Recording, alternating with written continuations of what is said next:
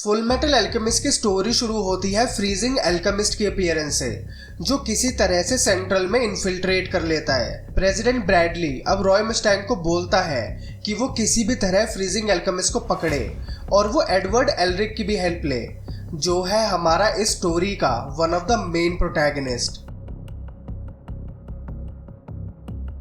Edward और उसका छोटा भाई अल्फोंसे ऑब्वियसली खुश नहीं होते कि उन्हें सेंट्रल में रुकना पड़ेगा, लेकिन उन्हें ब्रैडली के ऑर्डर्स मानने ही पड़ते हैं। यहाँ पर एक चीज नोट करने वाली है, वो ये कि एडवर्ड का एक हाथ मेटेलिक है और अल्फोंसे की तो पूरी बॉडी ही नहीं है।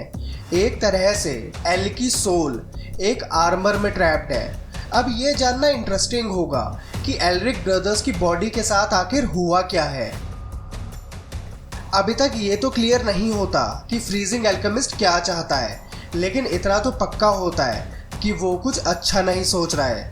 Freezing alchemist liquid based Alchemy का यूज़ करता है, मतलब या तो वो पानी को बहुत ज़्यादा बॉयल कर सकता है या फिर एकदम फ्रीज।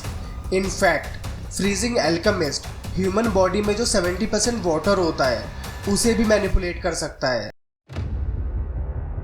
एल्केमी का यूज करके वो काफी सारे सोल्जर्स को मारता है, लेकिन तभी उसके सामने अपीयर होता है एडवर्ड फ्रीजिंग अल्केमिस्ट को एक स्पीयर से अटैक करता है और कुछ देर बाद ही एड उस स्पीयर को एक बेसबॉल बैट में टर्न कर देता है। इस वर्ल्ड में अल्केमिस्ट ट्रांसम्यूटेशन सर्कल का यूज करते हैं किसी भी फिजिकल मटेरियल का मैटर मैनिपुलेट करने के लिए।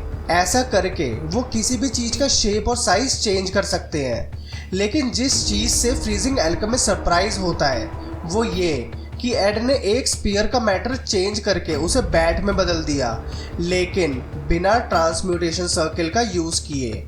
फ्रीजिंग अल्केमिस्ट के नॉलेज में ऐसा सिर्फ एक ही इंसान कर सकता है और वो है फुल मेटल अल्केमिस्ट।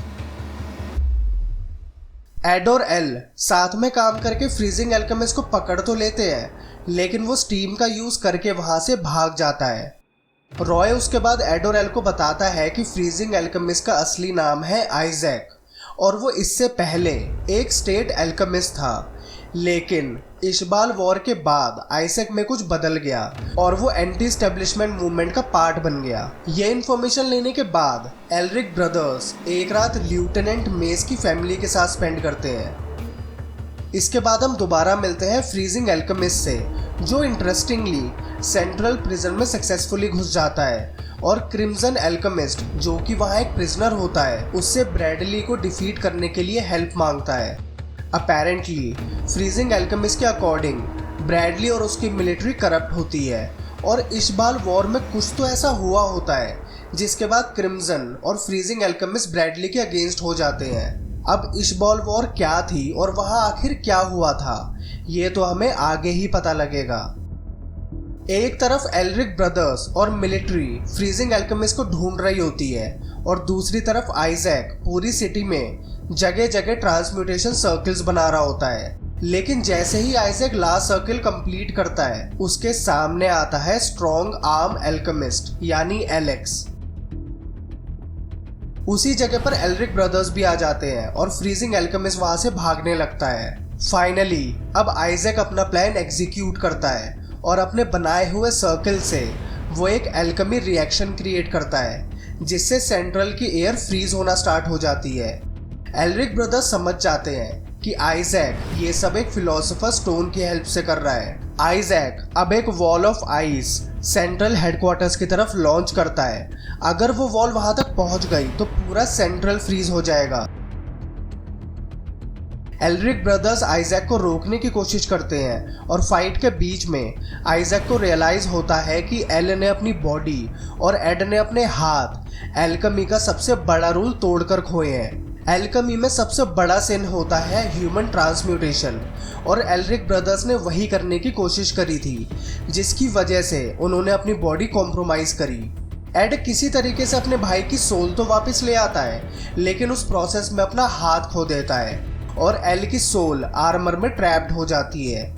ये फ्लैशबैक एड में एग्रेशन ट्रिगर कर देता है और वो आइजैक की तरफ बहुत स्ट्रांगली अटैक करता है और काफ़ी पावरफुल पंचेस लैंड करता है।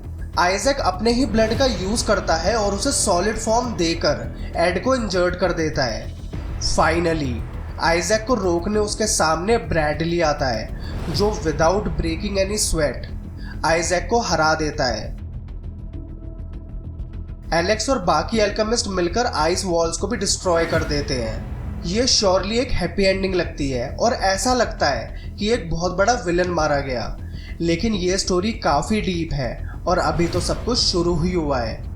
इस सब के बाद हम एक वुमन को देखते हैं जो आइजैक की डेथ की इंफॉर्मेशन ले रही होती है और उसके पास जो फिलोसोफर स्टोन होता है उसके बारे में पता करती है।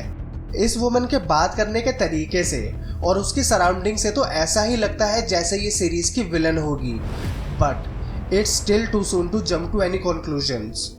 तो इस वीडियो के लिए इतना ही। आप कमेंट्स में अपना ओपिनियन बताइए कि आपको ये एक्सप्लेनेशन कैसी लगी और क्या आप आगे भी फुल मेटल अल्केमिस्ट ब्रदरहुड की एक्सप्लेनेशन देखना चाहते हैं। और अगर आप चाहते हैं कि हम इस सीरीज को कंप्लीट करें then please like this video. जैसे ही इस वीडियो पर 300 लाइक्स होंगे मैं इस वीडियो के नेक्स्ट पार्ट पर काम करना शुरू कर दूंगा।